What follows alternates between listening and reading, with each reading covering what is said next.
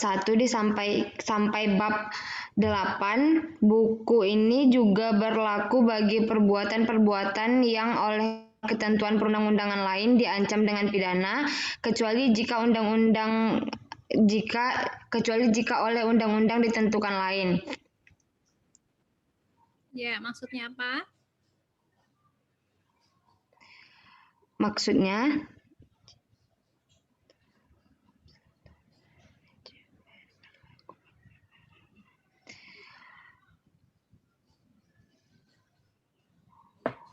buku ini maksudnya buku ini yang mana ini? Dia merujuk ke buku yang mana ini?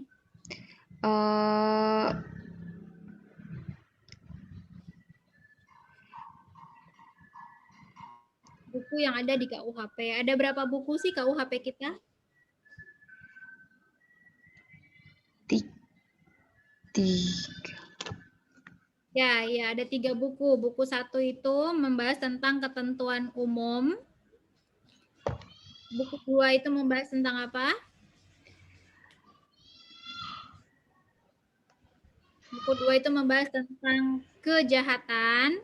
Buku ketiga itu membahas tentang pelanggaran. Jadi buku 2, buku 3 itu membahas tindak pidana, yang mana tindak pidananya dibagi jadi 2, 1 kejahatan, 1 pelanggaran. Sedangkan buku 1 itu membahas tentang ketentuan umum. Kalau Anda lihat KUHP nih ya, saya share KUHP. Ini gimana sarjana hukum ini?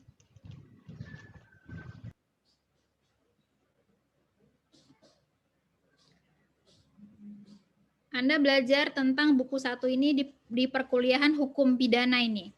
Buku 1, aturan umum. Bab 1, batas-batas berlakunya aturan pidana dalam perundang-undangan.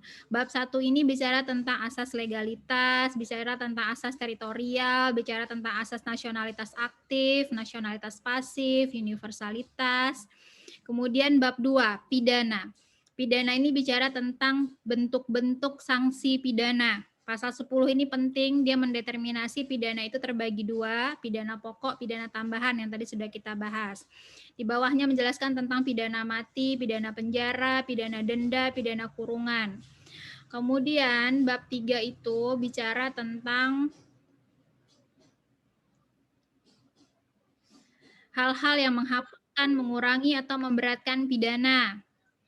Ini bicara tentang alasan pembenar dan pemaaf dalam pertanggungjawaban pidana. Orang yang gila, anak-anak, orang yang karena paksaan, orang karena pembelaan diri, itu dikecualikan dari kesalahannya. Kemudian bab 4 bicara tentang percobaan. Orang yang tidak selesai melakukan tindak pidana karena sesuatu di luar kehendaknya, pidananya dikurangi 1/3. Kemudian bab 5 bicara tentang penyertaan dalam tindak pidana, orang yang turut serta, orang yang menyuruh melakukan, orang yang membantu melakukan, orang yang membujuk melakukan. Kemudian bab 6 bicara tentang perbarengan tindak pidana. Kalau misalnya dia melakukan pembunuhan, pemerkosaan, pencurian at the same time, bagaimana penjatuhan pidananya? Kemudian mengajukan dan menarik kembali pengaduan dalam hal kejahatan-kejahatan yang hanya dituntut atas pengaduan, ini delik aduan, prosesnya seperti apa. Kemudian bab 8, mana bab 8? Bab 8, hapusnya kewenangan menuntut pidana. Ini bicara tentang daluarsa, bicara tentang orang kalau meninggal nggak bisa dilanjutkan lagi proses penuntutannya.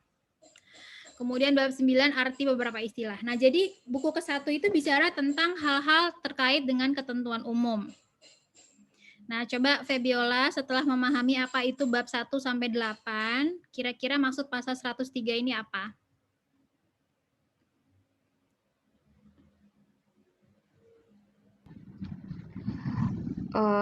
Ketentuan dalam buku 1 sampai 8 itu di KUHP ini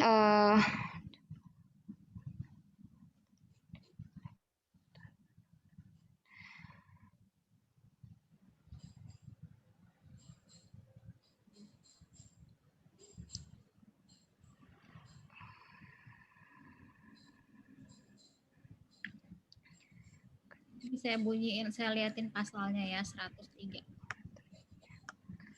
Anda itu sarjana hukum, Anda itu basic capabilities Anda adalah mampu membaca undang-undang dan menafsirkan arti undang-undang. Itu Anda jadi sarjana hukum, Anda harus mampu membaca undang-undang dan menafsirkannya.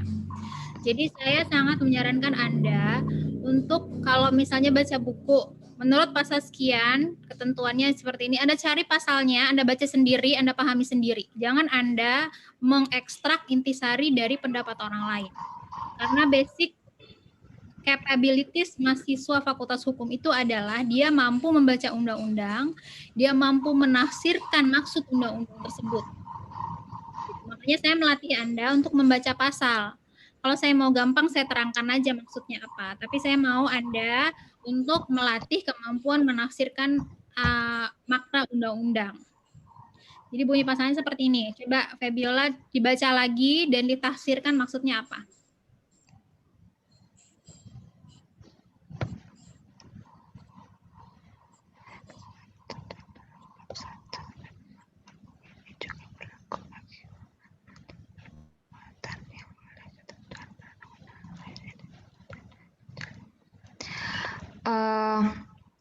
Dari ketentuan-ketentuan di bab 1 sampai bab 8 tuh termasuk dengan perbuatan-perbuatan yang menurut undang-undang lain diancam juga dengan hukum dengan pidana. Jadinya tuh kayak ketentuan ini nih, ketentuan di buku 1 sampai 8 ini juga berlaku untuk undang-undang lain, tapi undang-undang lain tuh undang-undang yang ada ketentuan pidananya di dalam undang-undang lain tuh. Yang kita sebut dengan hukum pidana khusus tadi. Ya. Kecuali kalau undang-undang yang lain tuh ada ketentuan lainnya juga di dalam undang-undang tersebut yang bersangkutan itu. Ya, jadi ketentuan tentang asas legalitas, ketentuan tentang asas-asas keberlakuan hukum pidana yang ada di bab 1 itu, ketentuan tentang pidana, pidana pokok, pidana tambahan, ketentuan tentang percobaan, ketentuan tentang penggabungan tindak pidana dan segala macam itu tetap berlaku kata KUHP.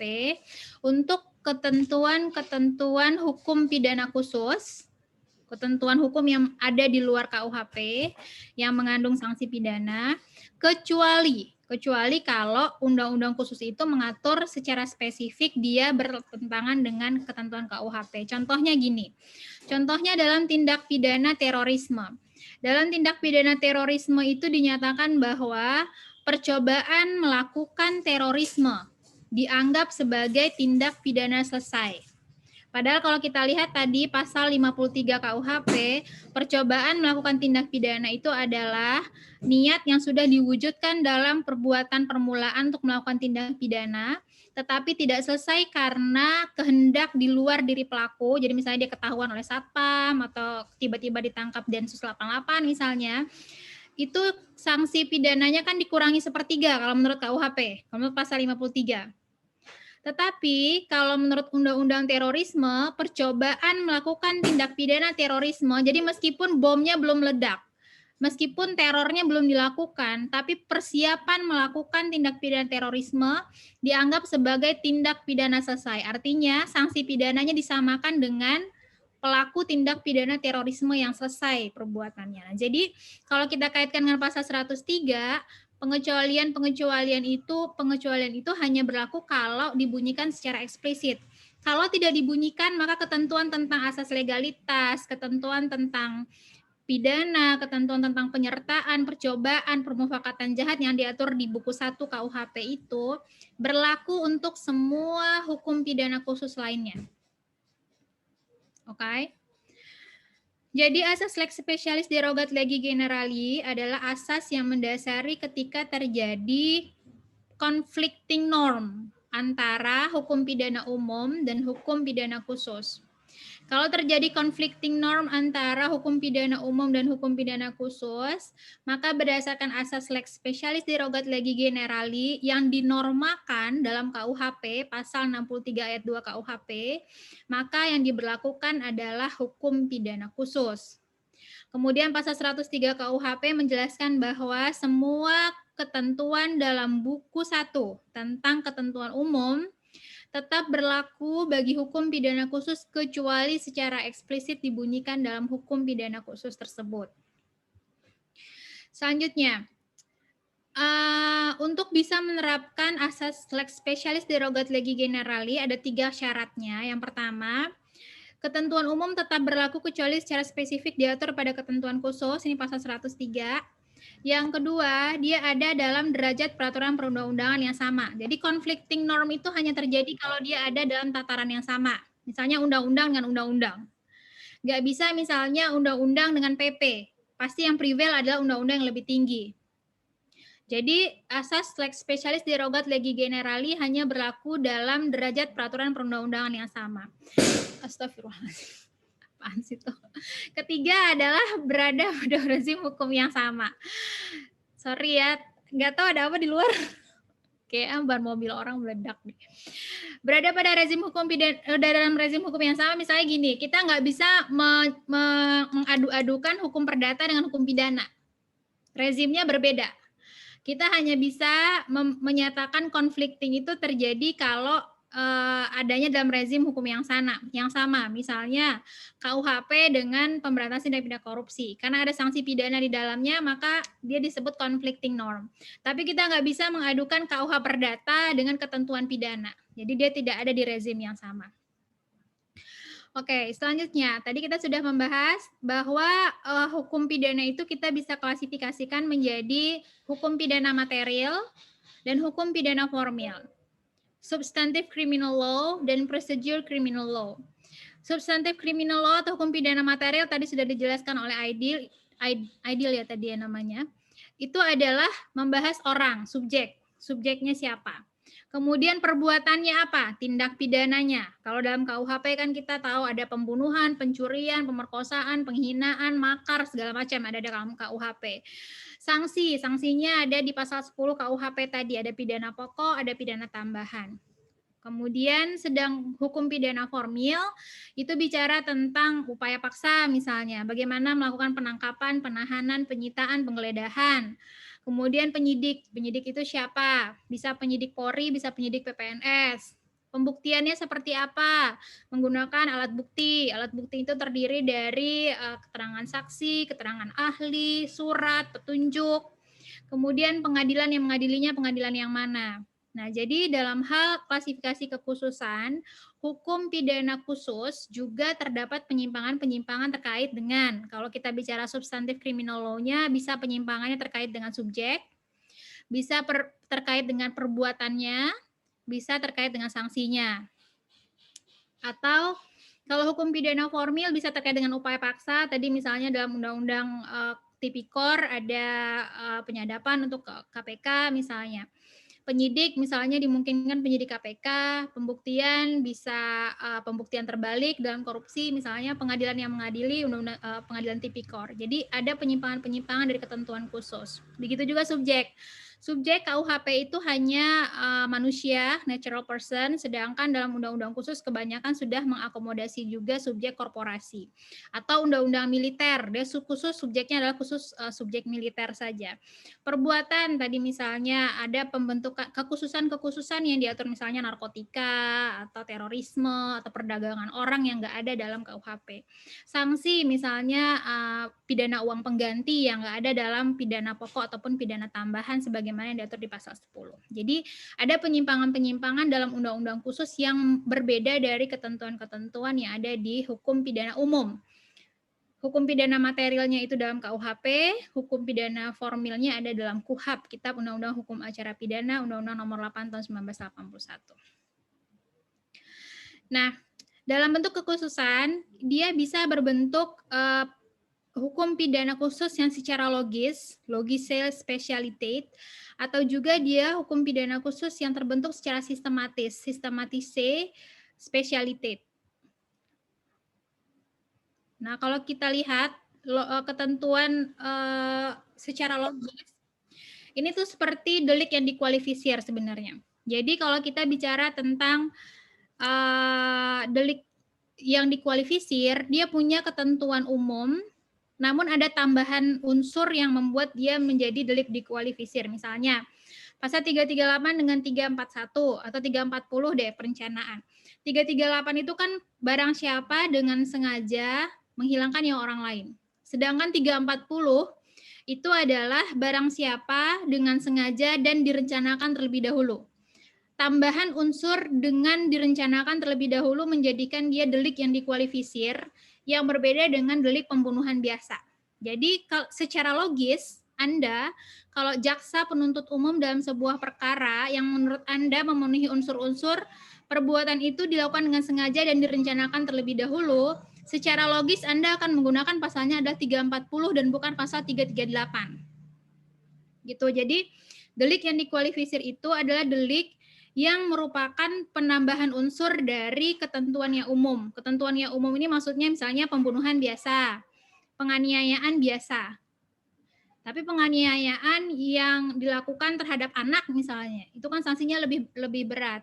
Kemudian itu disebut dikualifisir, sehingga secara logis Anda sebagai aparat penegak hukum, Anda akan menerapkan delik yang paling dekat faktanya, yaitu delik yang dikualifisir kalau memang faktanya menunjukkan ada unsur-unsur perencanaan terlebih dahulu misalnya, maka Anda akan menerapkannya adalah pasal 340 dan bukan pasal 338. Itu ketentuan pidana khusus secara logis. Ada lagi ketentuan pidana khusus secara sistematis. Ketentuan pidana khusus secara sistematis itu dikaitkan dengan fakta-fakta yang paling dekat dengan ketentuan tersebut. Misalnya gini, terkait dengan ketentuan-ketentuan korupsi. Kalau misalnya korupsi itu dilakukan dalam perbankan misalnya, berarti ada ketentuan terkait dengan undang-undang perbankan, ada ketentuan tentang tindak pidana korupsi.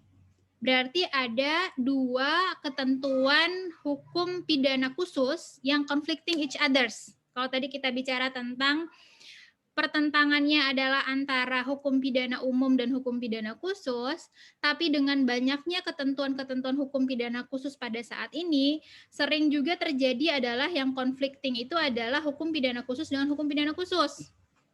Maka Anda sebagai aparat penegak hukum menerapkannya adalah ketentuan hukum pidana yang lebih khusus lagi secara sistematis gitu. Jadi artinya kalau misalnya kegiatan tersebut lebih heavy kepada fakta-faktanya adalah tindak pidana perbankan, maka Anda tidak menerapkan undang-undang korupsi di situ.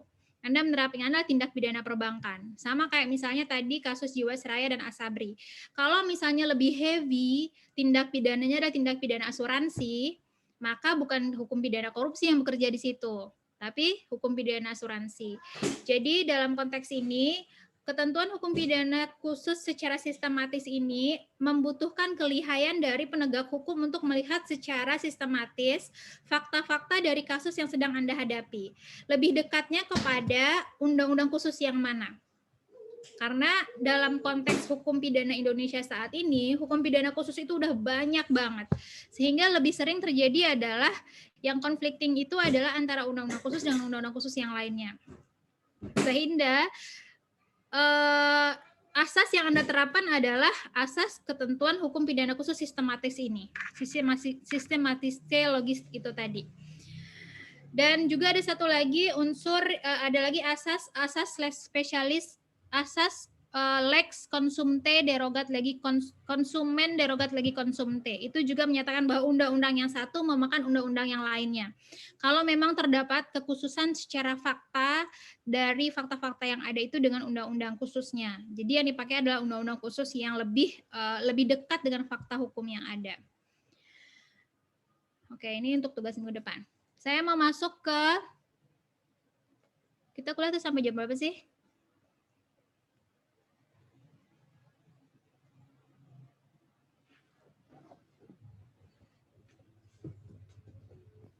Saya mau 50, Bu.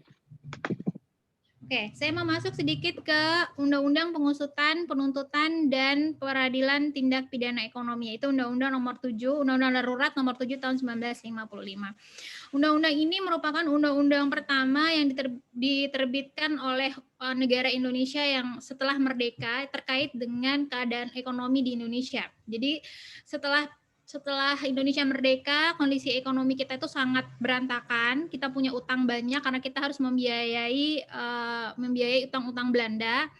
dan kita masih menggunakan mata uang Belanda, masih menggunakan mata uang Jepang, dan masih ada juga uang rupiah. Jadi pada prinsipnya Indonesia kondisi perekonomiannya masih kacau balau. Dan karena itu akhirnya dibentuklah undang-undang ini, Undang-Undang Pengusutan, Penuntutan, dan Peradilan Tindak Pidana Ekonomi tahun 1955. Sebenarnya dia ini merupakan pengadopsian undang-undang yang sama di Belanda, Wet op de Economische Delicten. Wet ini undang-undang, op de ini tentang ekonomische ini tentang ekonomi, delicten tindak pidana, delik tindak pidana. Jadi meskipun kalau kita lihat dari judul undang-undangnya agak beda dikit ya. Jadi Indonesia nggak mau nyontek-nyontek banget. Jadi dia bikinnya nama undang-undangnya Undang-Undang Pengusutan, Penuntutan, dan Pengadilan Tindak Pidana Ekonomi. Tapi dia pada prinsipnya isinya mirip seperti undang-undang di Belanda dengan judul Wet op de Economische Delicten. Yang mana seperti Indonesia, Belanda yang setelah Perang Dunia Kedua itu juga dia secara ekonomi dia mengalami kondisi krisis ekonomi yang sangat berat. Sehingga dia mengeluarkan undang-undang ini. Indonesia akhirnya juga melakukan hal yang sama di tahun 1955. Tindak pidana ekonomi tidak didasari oleh sifat tindakan, melainkan berdasarkan tujuannya, yaitu mempengaruhi perekonomian.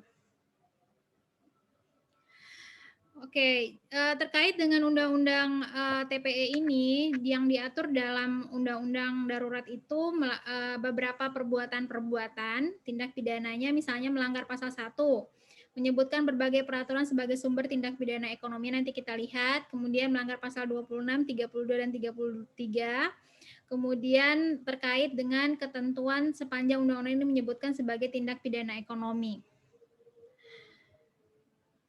Nah, jadi disebutkan dalam pasal 1 itu, kan tadi dia pasal 1 bilangnya gini kan, melanggar pasal 1 itu dijelaskannya, melanggar ketentuan tentang pengendalian barang, kemudian pengaturan harga barang, penimbunan barang-barang. Ini ada undang-undangnya sendiri. Ini undang-undang tahun 1948 tentang pengendalian barang.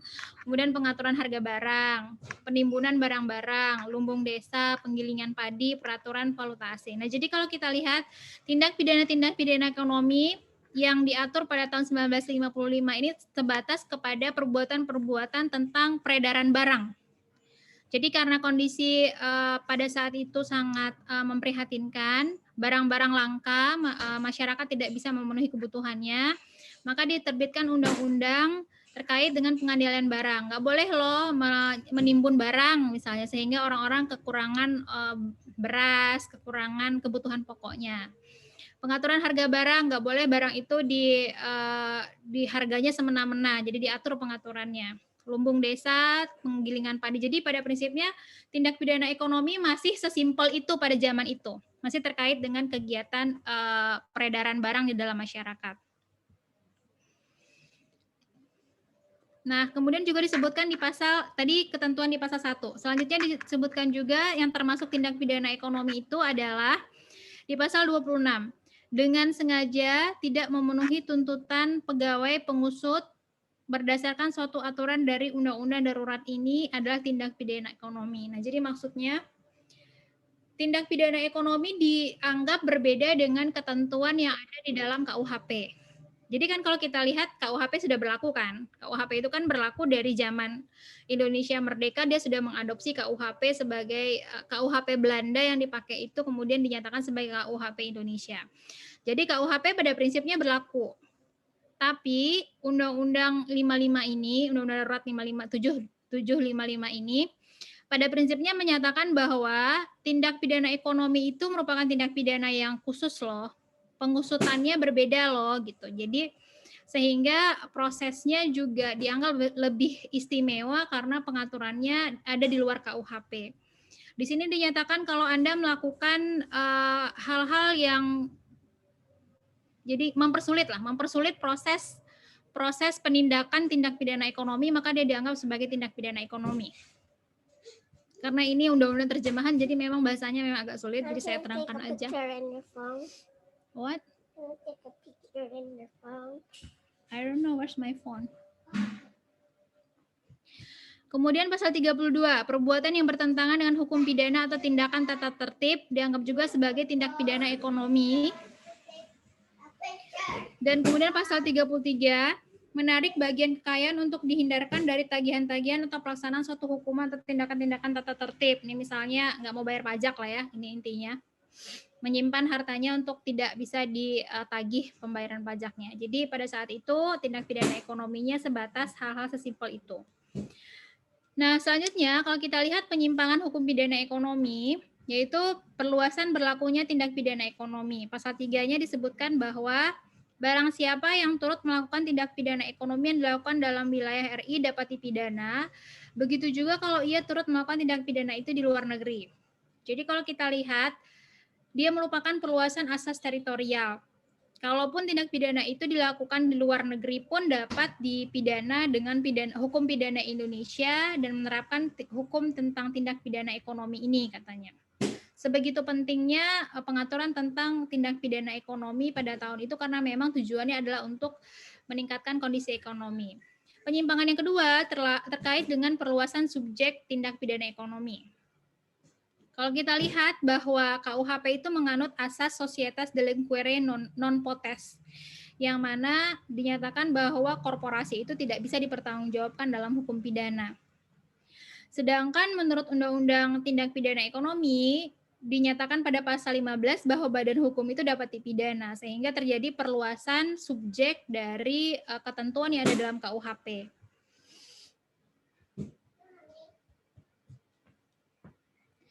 Pasal 15 dinyatakan, tolong dibacain dong. Mommy, I know how to do it. First we wear like this. And first we wear like this and then blue. Adia, tolong Adia. Iya, Bu. Dibacain, dibacain ya, Bu. Satunya. Pasal 15 ayat 1, tindak pidana ekonomi dilakukan oleh atau atas nama suatu badan hukum, suatu perseroan, suatu perserikatan orang yang lainnya, atau suatu yayasan, yang tuntutan pidana dilakukan dan hukuman pidana serta tindakan tata tertib dijatuhkan baik terhadap badan hukum, perseroan, perserikatan, atau yayasan itu. Kedua, terhadap mereka yang memberi perintah melakukan tindak pidana ekonomi, itu atau yang bertindak sebagai pemimpin dalam perbuatan atau kelalaian itu. Yang ketiga, maupun terhadap kedua-duanya. Ya, tolong dijelaskan. Jadi, satu tindak pidana ekonomi itu dilakukan oleh suatu badan hukum atau suatu perseroan atau perserikatan dan yayasan, di mana pidananya itu dilakukan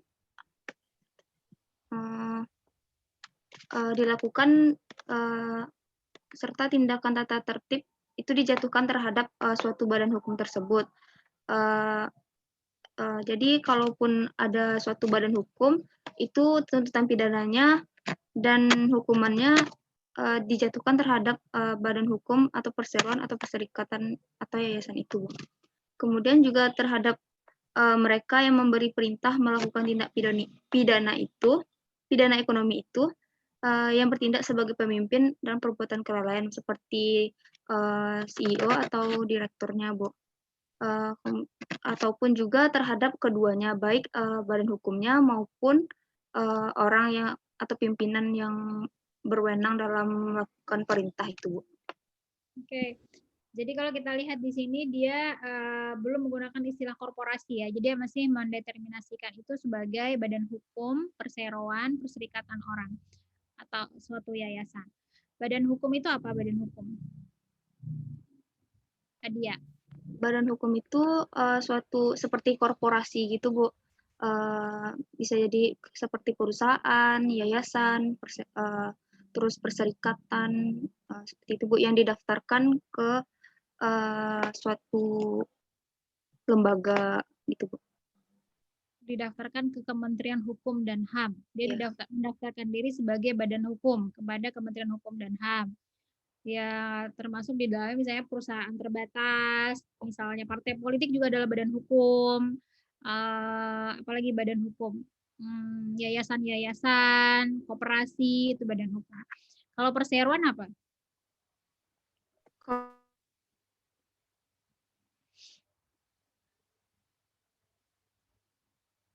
Perseroan ini konteks perdata. Yang di perseroan itu adalah sebuah badan yang tujuannya adalah untuk mencari keuntungan. Perseroan itu bisa tidak berbadan hukum. Jadi misalnya CV, firma, itu kan tidak berbadan hukum. Itu termasuk perseroan. Perserikatan orang, misalnya organisasi-organisasi massa, NGO, atau lainnya seperti yayasan. Jadi pada prinsipnya dia mencakup semua, sama seperti konteks korporasi yang kita pahami dalam beberapa undang-undang khusus yang menyatakan definisinya adalah kumpulan orang dan atau kekayaan yang terorganisasi baik berbadan hukum atau tidak berbadan hukum. Maka sebenarnya tindak pidana ekonomi, undang-undang tentang tindak pidana ekonomi di tahun 55 pun sudah mengadopsi bahwa semua bentuk perserikatan orang dan atau kekayaan itu bisa dipertanggungjawabkan dalam hukum pidana ekonomi ini. Kemudian siapa yang bisa dilakukan penuntutan dan penghukumannya kepada siapa? Katanya pertama kepada badan hukumnya sendiri atau kepada korporasinya sendiri. Yang kedua terhadap orang-orang yang memberikan perintah atau yang bertindak sebagai pemimpin. Jadi bisa CEO, bisa orang-orang directors, orang-orang yang ada di dalam posisi levelnya high position di dalam korporasi tersebut. Atau terhadap kedua-duanya katanya. Jadi di sini dia menjelaskan tentang pertanggungjawaban pidana korporasi yang sangat simpel sebagaimana yang diatur dalam Undang-Undang tahun 55 ini. Selanjutnya, pasal 15 ayat 2. Tolong saya minta tolong sama Apriuni ada. Beril aja deh, Beril. Apriuni kameranya nggak nyala. Beril. Suatu TPE dilakukan juga oleh atau atas nama suatu badan hukum, suatu perseroan, suatu perserikatan, orang atau suatu yayasan. Jika tindak itu dilakukan oleh orang-orang yang baik berdasar hubungan kerja maupun berdasar hubungan lain.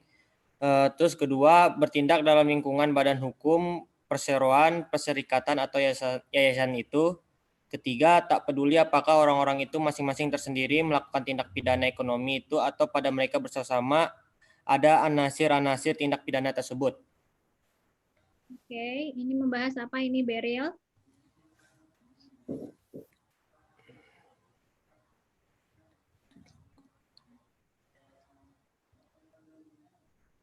Jadi tindak pidana ekonomi itu dapat dilakukan oleh suatu badan hukum atau perseroan atau perserikatan atau yayasan, walaupun tindak pidana tersebut dilakukan oleh orang-orang baik berdasar hubungan kerja maupun berdasar hubungan lain. Kayak contohnya kayak orang yang dalam organisasi tersebut, Bu. Terus kedua, bertindak dalam lingkungan badan hukum, perseroan, perserikatan atau yayasan itu. Maksudnya tindak pidana ekonomi tersebut berada dalam lingkungan badan hukum tersebut atau dilakukan pada badan hukum tersebut atau perseroan atau perserikatan atau yayasan tersebut. Terus yang ketiga, tak peduli apakah orang-orang itu masing-masing tersendiri melakukan tindak pidana ekonomi itu atau pada mereka bersama-sama ada anasir-anasir tindak pidana tersebut. Kalau penjelasan yang ketiga ini, tindak pidana ekonomi itu dilakukan walaupun dia dilakukan oleh perorangan atau secara bersama-sama, Bu. Ya, jadi kalau kita lihat pasal 15 ayat 2 ini menjelaskan kapan suatu tindak pidana ekonomi itu dilakukan oleh korporasi. Katanya, pertama kalau dilakukan oleh orang-orang yang memiliki hubungan kerja atau hubungan lain dengan korporasi. Berarti perbuatan itu dilakukan untuk korporasi. Karena hubungan kerja atau juga karena hubungan lain. Hubungan lain itu misalnya hubungan kontrak. Perusahaan A mengerjakan suatu pekerjaan penimbunan jalan karena kontrak kerjasama dengan perusahaan B misalnya. Jadi perbuatan itu dilakukan oleh orang-orang ini merupakan asas vicarious criminal liability dalam pertanggungjawaban pidana korporasi. Selanjutnya perbuatan itu dilakukan dalam lingkup badan hukum. Jadi sesuai dengan kegiatannya. Kalau kegiatannya misalnya adalah kontraktor, ya kegiatan kontraktor itu yang dikerjakan, bukan kegiatan yang lain oleh si pengurusnya. Kemudian baik dikerjakan sendiri-sendiri maupun tindak pidana itu dilakukan secara bersama-sama. Yang penting dilakukan untuk kepentingan korporasinya itu sendiri atau atas nama korporasi. Jadi pada prinsipnya pasal 15 ayat 2 Undang-Undang TPE ini menyatakan kondisi seperti apa untuk menyatakan korporasi dapat dipertanggungjawabkan dalam tindak pidana ekonomi. Pertama, kalau dilakukan oleh orang-orang yang berdasarkan hubungan kerja, dilakukan dalam lingkup kegiatan badan usaha tersebut, dilakukan sendiri-sendiri ataupun bersama-sama. Selanjutnya, pasal 15 ayat 3 ini menjelaskan jika suatu tuntutan pidana dilakukan terhadap suatu badan hukum, perseroan atau perserikatan orang atau yayasan, penuntutannya itu berarti siapa yang akan mewakili di persidangan. Dia diwakili oleh pengurusnya. Jika ada lebih dari seorang pengurus, salah satu dari mereka itu diwakili, maka perusahaan itu diwakili oleh orang yang bisa mewakili perusahaan tersebut, biasanya direkturnya. Hakim dapat memerintahkan supaya seorang pengurus menghadap sendiri di pengadilan dan dapat pula memerintahkan supaya pengurus itu dibawa ke muka hakim. Jadi kalau dia menolak, bisa diminta untuk datang secara paksa. Selanjutnya terkait dengan penyimpangan ketiga. Jadi penyimpangan pertama itu terkait dengan subjeknya tadi. Yang kedua itu terkait dengan perbuatan-perbuatannya. Yang ketiga itu terkait dengan percobaan dan membantu sama dengan delik selesai dan melakukan. Jadi kalau kita lihat ketentuan dalam KUHP, disebutkan bahwa percobaan dan membantu melakukan tindak pidana itu tidak sama dengan pelaku yang selesai. Sedangkan hukum pidana ekonomi menyatakan bahwa percobaan dianggap sebagai delik selesai, membantu dianggap dengan orang yang melakukan. Kalau kita lihat KUHP ya, ketentuan dalam KUHP. Pasal 53. Coba tolong dibacain kata Lia.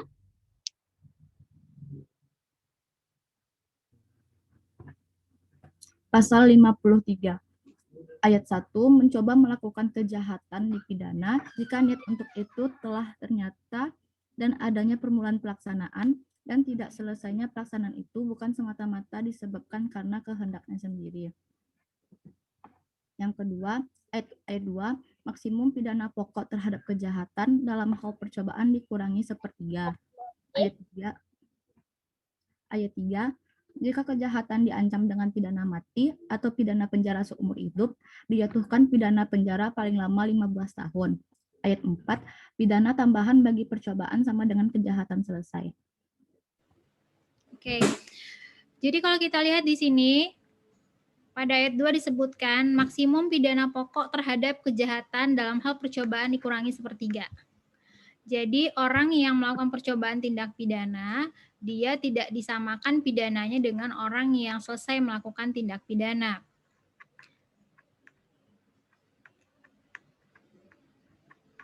Terus percobaan pasal 56 kata Lia, tolong dibacain kata Lia.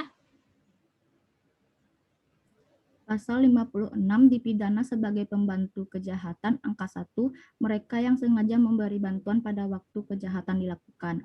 Angka 2, mereka yang sengaja memberi kesempatan, sarana, atau keterangan untuk melakukan kejahatan. Pasal 57-nya.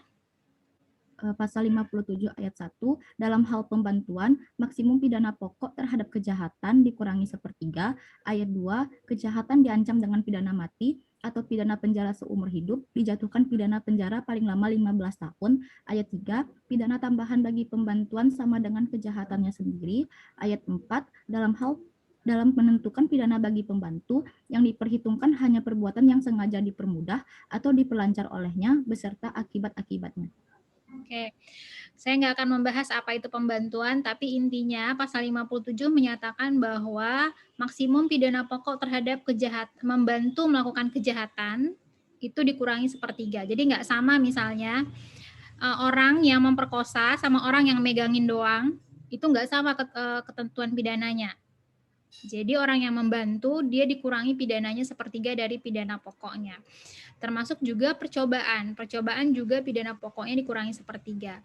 Sedangkan dalam hukum pidana ekonomi, Undang-Undang Darurat Nomor 7 Tahun 55 dinyatakan bahwa percobaan dan membantu sama dengan delik selesai dan melakukan tindak pidana. Jadi kalau dia percobaan dianggap delik selesai, kalau dianggap delik selesai berarti pidananya tidak dikurangi sepertiga. dan juga membantu melakukan yang seharusnya dikurangi sepertiga dianggap sama dengan orang yang melakukan. Penyimpangan yang keempat terkait dengan perbedaan antara kejahatan dan pelanggaran.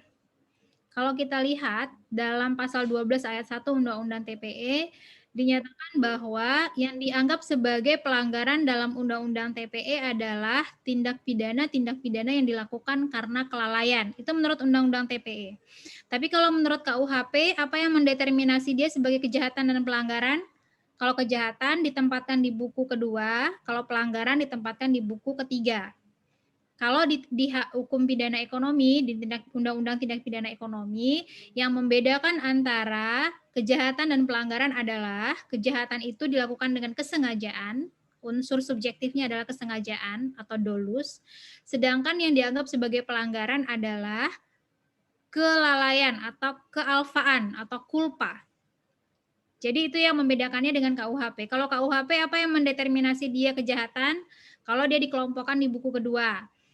Kalau dia dikelompokkan ke dalam buku ketiga, maka dia dikelompokkan sebagai pelanggaran. Tapi kalau dalam Undang-Undang Nomor 7 Tahun 55 tentang Tindak Pidana Ekonomi, kejahatan itu adalah tindak pidana yang dilakukan dengan kesengajaan, sedangkan pelanggaran itu adalah tindak pidana yang dilakukan karena kelalaian. Jadi Anda harus bisa membedakan ya.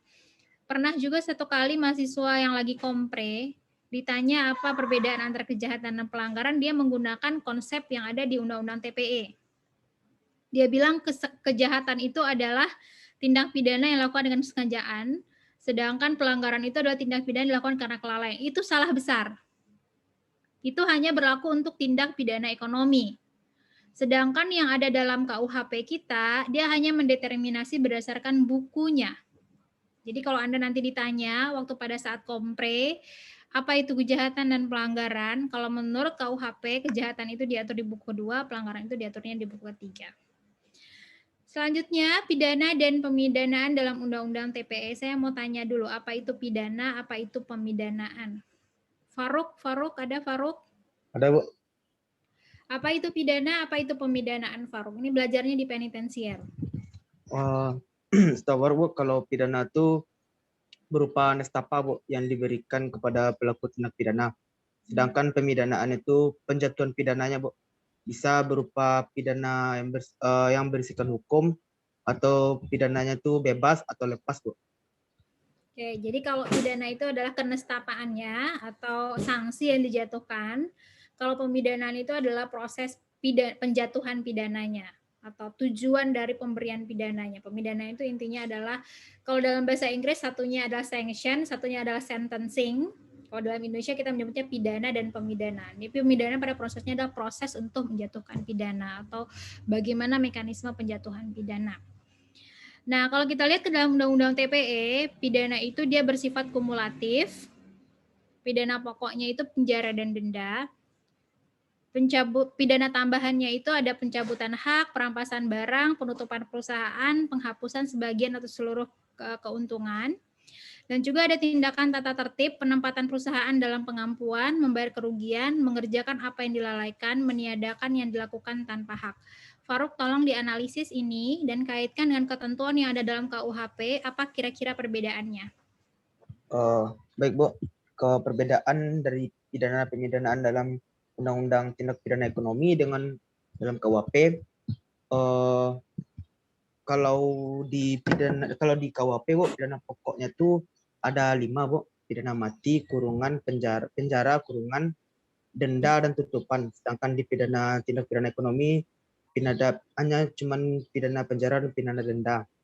Terus untuk pidana tambahan di Undang-Undang Tindak Pidana Ekonomi ada penambahan, Bu, berupa penutupan perusahaan. Sedangkan di KUHP cuma 3, Bu, perampasan hak tertentu, perampasan barang tertentu, dan pengumuman putusan hakim. Lalu untuk tindakan tertibnya,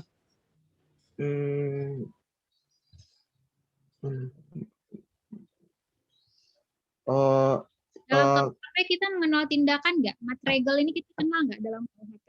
Tidak, Bu. Ada juga. Misalnya anak-anak yang dikenakan sanksi pidana, maka dia dikembalikan ke orang tuanya. Ya, kebijaksanaan. Itu masuk ada, matregel juga ada dalam KUHP. Kalau dalam TPE dia matregelnya apa? Penempatan perusahaan dalam pengampunan, Bu. Terus membayar kerugian, lalu mengerjakan apa yang dilalaikan dan meniadakan apa yang dilakukan tanpa hak. Oke, kalau yang dimaksud bersifat kumulatif apa di sini? Pidananya bersifat kumulatif artinya apa? Gabungan, Bu. Berarti dalam penjatuhan pidananya nanti ada penambahan misalnya gini, Bu. Pidana, penjara, dan denda, Bu. Kumulatif. Kalau pidana di KUHP ada yang bersifat alternatif dan kumulatif, Bu. Contoh alternatif itu misalnya dia dijatuhi pidana penjara atau pidana denda, sedangkan pidana kumulatif itu memakai frasa dan, Bu. Pidana denda dan pidana penjara. Jadi kalau kita lihat ketentuan yang ada dalam Undang-Undang TPE ini dia menggunakan kata dan, berarti dia hakimnya harus menjatuhkan penjara dan denda bersamaan. Kalau kita lihat dalam KUHP, kebanyakan ketentuannya itu single sebenarnya, tunggal, kayak misalnya pasal 338 misalnya pembunuhan hanya penjara saja atau hanya denda saja. Jarang sekali yang ada ketentuan misalnya penjara atau denda, tapi ada. Oke, jadi kalau kita lihat dalam hal bentuk-bentuk sanksinya jauh lebih banyak karena juga dia ada ketentuan terkait dengan korporasi sehingga dia juga sanksinya menyesuaikan dengan sanksi-sanksi yang mungkin dijatuhkan kepada korporasi seperti misalnya penutupan perusahaan, penghapusan keuntungan, atau menempatkan perusahaan dalam pengampuan, membayar kerugian. Ini kan belum ada dalam konteks hukum pidana umum atau KUHP. Selanjutnya kita masuk kepada ketentuan hukum acara pidana dalam Undang-Undang Tindak Pidana Ekonomi, Undang-Undang Darurat Nomor 7 Tahun 1955. Disebutkan di sini yang melakukan penyidikannya itu adalah polisi dan PPNS, jaksa PPNS. Yang mengadilinya adalah pengadilan ekonomi, jaksanya adalah jaksa ekonomi. Pengadilan in absentia dimungkinkan orang yang meninggal dunia dapat dijatuhi pidana. Jadi kalau kita lihat pasal 16 ayat 1.